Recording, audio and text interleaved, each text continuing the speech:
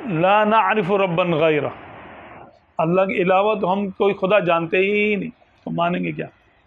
اگر ہم خدا کے سوا کسی کی عبادت کرتے تو رسول اللہ کی کرتے صلی اللہ علیہ وسلم، ہاں، کیونکہ ہم خدا کے بعد سب سے زیادہ عزت رسول اللہ کی کرتے صلی اللہ علیہ وسلم۔ تو جب ہم ان کو اللہ کا بندہ مانتے ہیں، عبدہ و رسولہ پڑھتے ہیں کہ سرکار اللہ کے بندے اس کے رسول ہیں، خدا نہیں ہیں، تو خدا نہیں بخدا نہیں، یا رسول اللہ آپ خدا نہیں ہیں، اللہ کی قسم آپ خدا نہیں ہیں، تو مگر خدا سے جدا نہیں، ہاں جو آپ کا معاملہ اللہ سے الگ نہیں ہے، آپ کو بیچ میں سے ہٹا کے خدا تک کوئی نہیں پہنچ سکتا، جو پہنچے گا آپ کے ذریعے پہنچے گا، آپ کا وسیلہ نہیں چھوڑ سکتا کوئی، ہاں جدا نہیں ہے، یعنی جدائی کا معنی یہ ہے کہ خدا تو نہیں ہے تو کیا الگ ہے؟ کچھ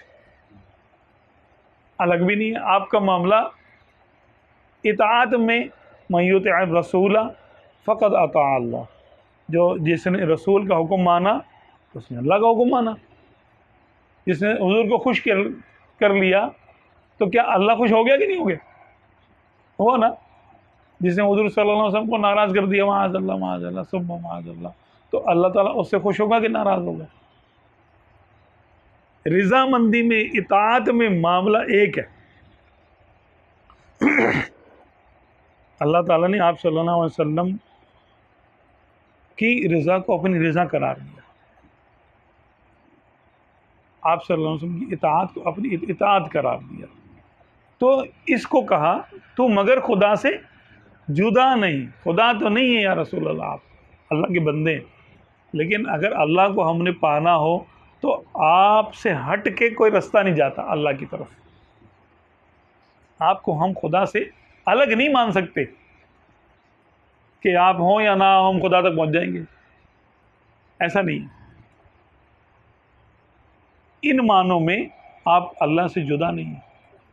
آپ کا جو معاملہ ہے وہ اللہ تبارک و تعالیٰ کے ساتھ متصل، یہ رستہ ایک ہی تو رستہ جو خدا تک جاتا ہے وہ تو رسول اللہ کا رستہ ہے صلی اللہ علیہ وسلم، باقی تو سب رستے مردود ہیں۔ جو رسول اللہ صلی اللہ علیہ وسلم کو ناراض کر کے اگر کوئی خدا تک جانا چاہے تو ہرگز نہیں جا سکتا، کیسے جائے گا؟ تو جو معاملہ ہے وسیلے کی حد تک ہم انبیاء کرام کو، اولیاء کرام کو علیہ الصلوۃ والسلام اجمعین و رضی اللہ عنہم اجمعین، وسیلے کی حد تک ہم مانتے ہیں، تو ہم میں اور کفار میں فرق ہے۔